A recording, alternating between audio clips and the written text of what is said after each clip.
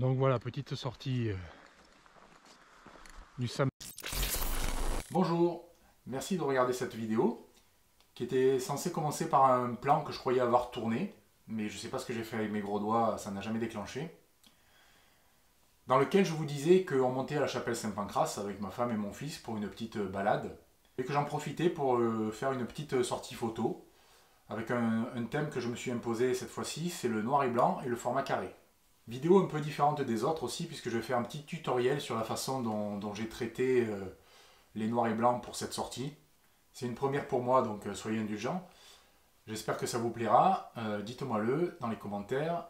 Et en attendant, je vous laisse regarder la suite de cette magnifique vidéo. Donc voilà, petite sortie du samedi en famille. Mais on a pris le matos au cas où. On ne sait jamais, s'il y a quelques images à faire.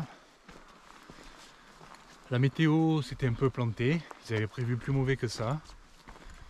Ils avaient prévu même un peu de neige. Pas forcément à Digne, mais un peu plus haut. Et j'ai regardé le webcam. Il ne neige pas. Mais voilà. Peu importe. On promène, on est bien.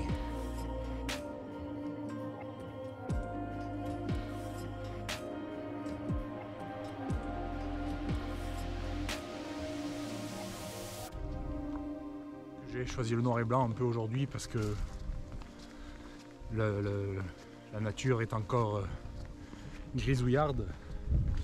On est début mars, donc il n'y a pas trop de couleurs. Donc plutôt que d'avoir des images en couleur grisouillarde, autant tenter un peu du noir et blanc. Petite image vite fait du château de la Reine Jeanne.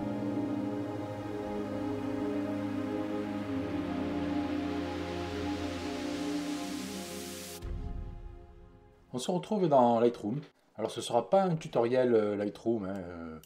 Si vous ne connaissez pas Lightroom, ça vous donnera un petit aperçu des possibilités. Si vous débutez avec, ça peut vous aider à le prendre en main. Et si vous le maîtrisez déjà, bon, vous pouvez jeter un œil à mon traitement, mais vous apprendrez sûrement pas grand-chose. Donc c'est une première pour moi, donc encore une fois, merci d'être indulgent.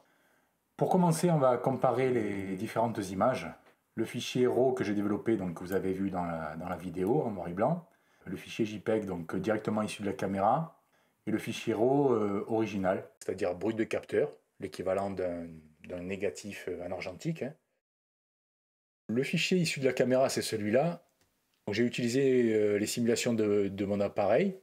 Là, dans ce cas-là, j'avais mon Fuji qui permet différentes simulations de films couleur et noir et blanc. Donc là, j'ai utilisé la simulation Acros, qui est un film noir et blanc Fuji. Donc ça me donne ce résultat-là. J'ai enregistré à la fois sur la carte mémoire le JPEG directement issu de l'appareil et le fichier RAW. Alors pourquoi? Parce que le JPEG, on a très peu de latitude. C'est une photo au format carré et en noir et blanc. Et on ne peut pas revenir au format original. On ne peut pas revenir à la couleur. C'est un fichier qui a été enregistré comme ça, c'est définitif, on va dire. Alors que le fichier RAW, donc, qui est celui-là, donc brut de capteur, c'est un fichier couleur, et à partir de là, on peut faire tout ce qu'on veut, changer le cadrage, le convertir en noir et blanc, etc., etc. Il y a beaucoup plus de souplesse, ne serait-ce qu'à ce niveau-là, parce qu'il y a d'autres avantages au RAW, mais qu'on ne va pas aborder aujourd'hui. Donc on va voir l'avantage d'enregistrer vos fichiers en RAW. L'avantage de ce fichier RAW, c'est qu'on peut avoir un développement beaucoup plus fin. Donc on va passer dans le module développement de Lightroom. Nous y voilà. Et vous allez me dire, la façon la plus simple de passer une image en noir et blanc, c'est de baisser la saturation. Donc oui, ça me fait un fichier en noir et blanc. Mais si par exemple je veux assombrir le bleu du ciel, je veux un ciel beaucoup plus dense que ça, on pourrait croire qu'en venant ici, dans la luminance de toutes les couleurs, en baissant la luminance du bleu, ça allait baisser, enfin ça allait assombrir pardon, le bleu du ciel. Mais en fait il ne se passe rien, parce que on a baissé la saturation, et que pour Lightroom, le fichier n'a plus de couleur en fait, donc qui ne peut pas jouer sur la luminosité des différentes couches. Donc on remet notre saturation à 0, et en fait, il vaut mieux utiliser la conversion en noir et blanc. Donc on clique ici. Donc j'ai une image noir et blanc aussi, vous allez me dire ça n'a rien changé. Effectivement, au premier abord, ça n'a pas changé grand-chose. Sauf qu'il y a ce petit menu qui est apparu, mélange noir et blanc, sur lequel on va pouvoir jouer sur la luminosité des différentes couleurs qui composent l'image, puisque ça reste une image en couleur. Si par exemple je baisse la luminosité de mon bleu, eh bien on voit que tout ce qui est bleu, donc le ciel, et un peu le fond des montagnes aussi, qui a une teinte bleutée, ben ça devient plus sombre. Le turquoise aussi, ça joue un peu. Donc voilà, on peut régler plus finement les couleurs de notre image. Par exemple, le premier plan où il y avait beaucoup de chênes, qui en cette saison sont orange, jaune. Donc si j'augmente la luminosité des oranges, on voit que le premier plan s'éclaircit. Les jaunes, peut-être un peu aussi, mais surtout en bas à gauche, ouais. Le violet, ça joue un peu sur ouais, un peu les nuages. Donc en jouant sur les couches, déjà, on peut avoir un premier aperçu et jouer sélectivement sur certaines couleurs pour avoir un rendu qui nous convient. Après, dans tous les cas, il y a les réglages habituels qu'on peut continuer à faire. Voilà, déboucher un peu les ombres, on peut augmenter un peu les blancs, les noirs, on peut les augmenter aussi parce que j'ai pas envie que le premier plan soit trop sombre non plus. Je vais un peu baisser les oranges parce que ça me paraît un poil trop clair au premier plan. Ouais, c'est jaune, je sais pas trop là. Voilà. Ensuite, le bleu primaire dans la partie étalonnage. En augmentant la saturation du bleu primaire aussi, ça joue sur la densité des bleus. Donc on voit que le ciel s'obscurcit encore. Les verts peut-être aussi, ça joue un peu, oui.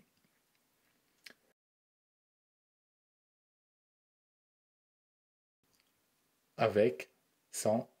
Donc on voit déjà que ça a bien densifié les bleus du ciel et du fond des montagnes. Donc voilà, petit à petit, comme ça, on développe notre image. Là, je peux rajouter aussi, par exemple, pour les nuages, donner un peu plus de matière aux nuages et peut-être encore assombrir un peu le ciel. Donc là, j'ajoute un petit filtre dégradé. Baisser peut-être un peu les hautes lumières. Augmenter peut-être un peu le contraste. Mais baisser un peu les blancs. Peut-être un peu la correction du voile, mais ça, il faut y aller doucement parce que sinon c'est vite caricatural. Donc voilà, l'effet de mon masque, sans masque, avec masque. Donc j'ai récupéré un peu de matière, on va dire, dans les nuages. Ensuite, par exemple, je trouve que ce premier plan attire un peu trop l'œil, donc rien m'empêche de mettre un petit pinceau et de peindre ces quelques chaînes qui sont un peu trop claires à mon goût et de baisser un peu l'exposition sur cette zone. Voilà. Si par exemple je veux éclaircir un peu le château, je peux aussi rajouter un petit filtre radial au niveau du château, juste pour un peu éclaircir tout ça. Donc voilà, on augmente l'exposition. On zoome un peu pour voir ce qu'il en est. Un peu les blancs. Le contraste, on va le laisser tranquille. Un peu la clarté peut-être. Texture.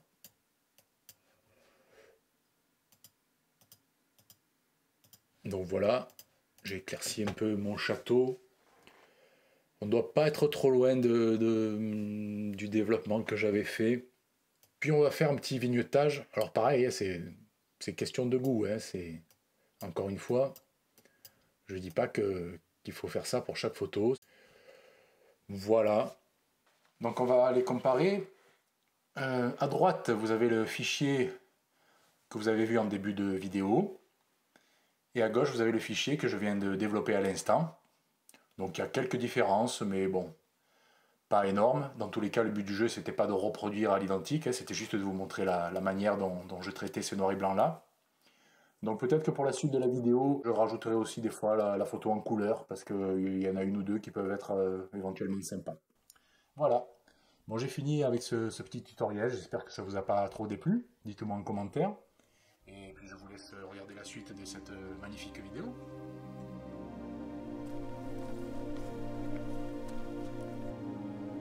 Oh Piou, ça te plaît la balade à Saint-Pancras ou quoi? Hein?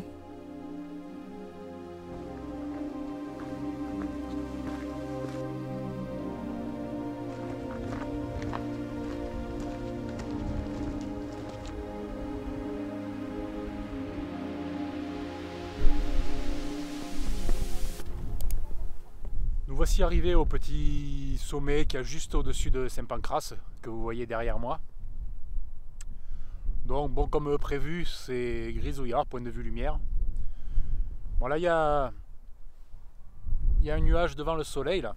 Peut-être que quand le soleil va sortir, il y aura quelques trucs sympas à faire. Je dis beaucoup sympa dans mes vidéos. Hein. Ouais, mais j'ai pas trop de vocabulaire. Vers les montagnes, tout ça, là-bas, s'il y a des petites taches de lumière, peut-être avec le téléobjectif. Je vais essayer toujours de rester en noir et blanc et format carré, parce que voilà, c'est mon petit défi entre guillemets de la journée. Mais dans tous les cas, c'est pas aujourd'hui que je ferai des photos pour ma prochaine exposition, si j'en refais une un jour, pourquoi pas. Bref, j'arrête de vous raconter ma vie et j'essaie de faire 4 images, d'accord? D'accord.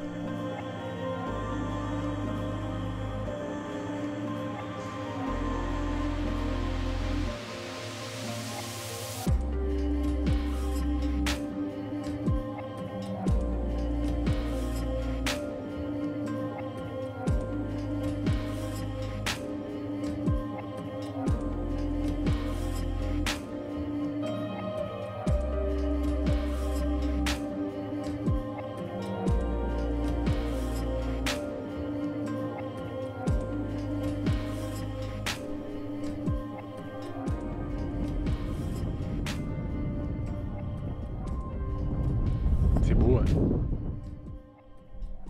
Bon, j'ai fait 2-3 images à partir de ce petit point de vue là. On va redescendre parce qu'en fait il commence à bien faire froid là avec le vent. Et on fera rien de plus je pense d'aujourd'hui. Voilà, c'était la petite balade. Allez, on se redescend.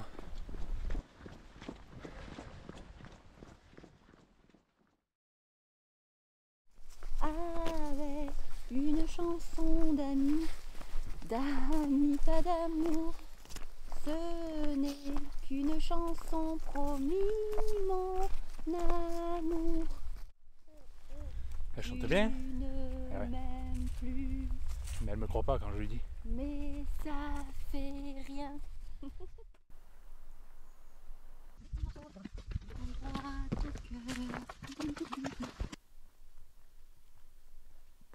Et bébé, a priori ça lui a plu Saint-Pancrace.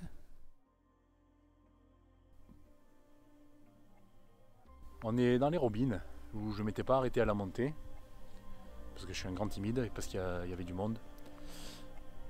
Et bon là il n'y a plus de lumière, hein. Mais là-bas au fond peut-être.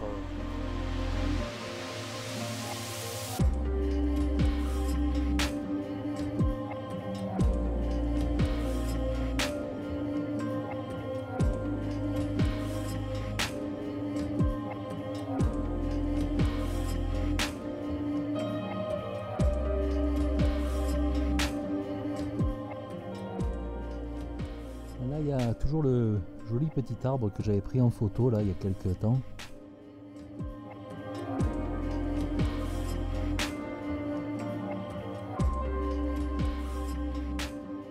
Alors, on a bien dormi? Oui, C'était bien Saint-Pancrace? oh là, oh là, oh Oh là, mon Dieu! tout va J'en ai bien. marre. Rentrez-moi au chaud.